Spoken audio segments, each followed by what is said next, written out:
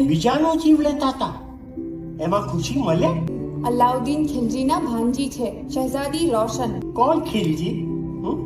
કોણ રાજકુમારી? કોણ સાધુ? કોણ દાસી? બધાએ પોતપોતાના કર્મ પ્રમાણે પોતાનો હિસાબ આપવો પડે ઉપર પરમાત્માને.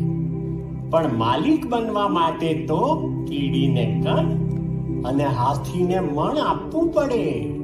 તારામાં અનુકંપા છે, તું કોમળ છે, રુજુ છે, તું કઈ રીતે બીજા જીવ પ્રત્યે કઠોર રહી શકે?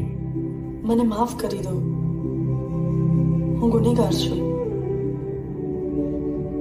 પ્રાયશ્ચિત ઈશ્વર પાસે કર.